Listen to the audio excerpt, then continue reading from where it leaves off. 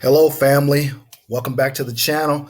So, we're going to talk about the most recent situation that has gone viral on social media. Katt Williams basically emptying the clip on every comedian that of his era that you could think of, and even some innocent comedians got some strays as well. For those who aren't aware, Katt Williams was on the Unk. I think it's no. Shay Shay. What they call it, Club Shay Shay. Club Shay Shay. Shannon Sharp's podcast. A retired football player was making major waves in this space. Did you know what Flame Monroe said about him? I just thought about this. I'm reading Real Black right now about Shannon's thighs. He got some nice thighs, and I thought about it, and I said, "Ooh, he does." Oh my God. Okay, but he's an ex football player who still truly like takes care of himself. Yeah. Watch yourself. All right, but anyway, so even if you watched it, or even if you watch his show, shout out to Shannon Sharp, or the show Nightcap, which he does nightly, he gives the backstory of what happened with all that stuff that Katt Williams was talking about. He said Katt Williams walked in there ready, like, and that's how the interview started. He just let him go for like the first 30 minutes. He emptied them clips. And then they reeled it back and then kind of went from there. And then throughout that whole time, Katt was just he couldn't resist. You could tell that he was holding this stuff in for a few years. And we'll try to, in the midst of us making our points, we'll try to go over a couple of things. Venus, what do you have? Well, my thing was, what was the agenda behind it? When people do things like that, it's always an agenda behind it. And so that's what I always try to think of. What was the agenda behind it? And I don't know. Was it to sell tickets? Because I don't believe everything that he said. But there's some things I do. I don't know him personally, so I can't vouch for stuff he said or whatever. But what was the agenda behind it is what I'm just still trying to process. Well, he kind of sort of mentions it, like his rebuttal was not. I watched the Steve Harvey interview on there. I watched I watched all three interviews. I cannot recall Katt's name being mentioned amongst Steve Harvey, Cedric the Entertainer, or Ricky Smiley on Club Shay Shay, but you can tell. But no, take that back. Ricky Smiley was the only one that I can recall because he was talking about the whole Friday After Next and that whole. I think it was Much Ado About Nothing. I do think both. You and I, we've had this conversation before. I think both sides left out some information because, especially Ricky could have saved himself a whole lot of hassle if he told the whole story. But I think it's perception of what things happen too, and then it's always three stories. It'll either be her, him, and then the truth. So that's how life is. The truth is somewhere out there. Now the whole Steve Harvey situation is a bit different. I think he's holding a grudge for Steve Harvey due to what DC Curry said. Shout out to DC Curry with his was his son or his nephew at the mall. Oh yeah, so the story. I'll put it in there, but it's a few situations. Is like the kids went up to him because they had seen him on the Steve Harvey show. They went up to Steve Harvey and they asked for an autograph, and he said no. And they said, well, my dad is Katt Williams. And he said, well, who that is Katt Williams? Mm-hmm. And they went back and told his dad. Yep. Their dad. Yep. So that was, and I'm talking about Katt Williams' kids went up to Steve Harvey in the mall. Which when, if you do you'll see that they say that Steve Harvey is not approachable. Yeah. That's not. Everybody can't be lying. That's the first time. That's not the first time that's been mentioned about Steve Harvey. And also too, I'm not going to say that Katt is under the Mark Curry tree, but you can tell he holds Mark Curry in high regards because he said Mark Curry helped him. I forgot the terms that they use in comedy where like prepare. He's like when they do stand up, when they do like an hour stand up or whatever the case may be, they work on their material. So they'll go to these comedy clubs and they're working on it. And then when their special comes, their material is pretty much what it's going to be. Yeah. He said that Mark Curry helped him like tune some of his jokes. And then I guess in the midst of this, Mark Curry, which we posted something earlier this week, check it out. It's a little snippet.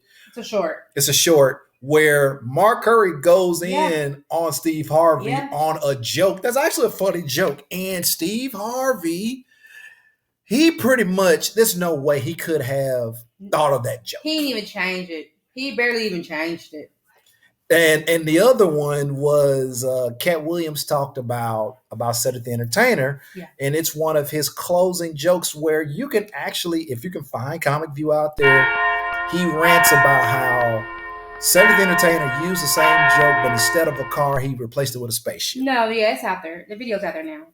So I've only seen like the little part where he like it's condensed version of it, but you can you might can find a reel where it actually shows them side by side. I mean, but they all know that. They all know that if you've seen it. My thing is, what was his agenda behind it, and then what was your question to me earlier? Okay, but I don't know if there was an agenda. He's been quiet. No, I think your question to me was about what you asked me. Yeah, well, I can answer that in a second. I'm just telling you, I don't think it was an agenda. I just think he's been quiet and he needed a moment and he just laid it out. But the question that I asked you was, comedians are quick to talk about individuals like Kevin Hart. Kevin Hart is at the top of the list because he's the global comedian at the moment. He's actually, you would say he's bigger than Dave Chappelle, but that's by Dave Chappelle's choice, though. Let's be clear, it's his choice. And they call him a sellout. Even Katt Williams called him a plant. He called him a plant. An industry plant. So I asked Venus, like, you see where Kevin Hart, in his rise to fame, he has brought a lot of people with him. He has employed a lot of black people. He's got a lot of black people jobs. These movies that are his movies, he's bringing a lot of black comedians. Is that a sellout?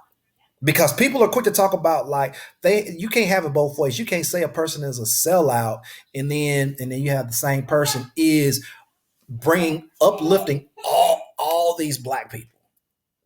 I don't think you can be both. Now you said you think it could be. I'm curious to see how. You could be both because me selling out is different than somebody else selling out, is what I said. You could be both. I've definitely seen that he's brought on people, what have you. I hate the way that Hollywood feminizes our black men. It's very annoying that they do those things or what have you. I mean, to me, to wrap it up, I hate to see black people, especially people with fame like that, talk like that, bad about each other. I think you could have handled it privately. Because I don't think people understand how our culture moves so many needles. Our culture is, it's imitated all the time. Mm-hmm. Our culture is so big, dances and jokes and just hip hop culture, the way we dress. Mm-hmm. And for all those black people to be at each other, I hate it. Yeah. I really, it makes me upset. It really does. And the crazy part about it is even individuals like Gary Owens catching a stray. He didn't catch a stray. What he told Gary Owens, he said Gary Owens can't go back. And I'm using the words wrong. Basically, his niche is black comedy. He can't go back over to the other side. He never said that he respected Gary Owens. He said that that he stayed true to who he was. Gary Owens said on his podcast, he don't know if you can take that as a compliment or not. But he said he had to call. Gary Owens seemed like he might be a little, No, little what? He ain't the brightest crayon. Hey, I'm just saying. He bright, but he ain't bright. But then I guess in the comments section they said something about like, no, this is what he meant. But he had to ask. Hey, look, if you're the recipient, sometimes it's hard to to decipher what's being said. But anyway, like, comment, subscribe, hit those comments. Those comments, they done died down. We want conversation. So hit those comments. So until next time, we out. Bye. Was he was in a mall one time before we did Next Friday. Katt was in Next Friday. Right.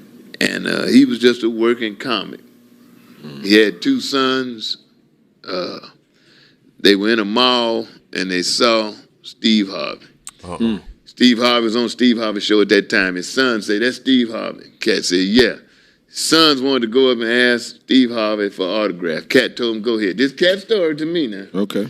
The boys went up. Steve Harvey, to make a long story short, rejected him. Big time. They came back to Katt. They said, he told us, he ain't doing none of that. And the boys went back and told him, Katt Williams, my daddy. And supposedly, Steve said, "Who the fuck is Katt Williams?"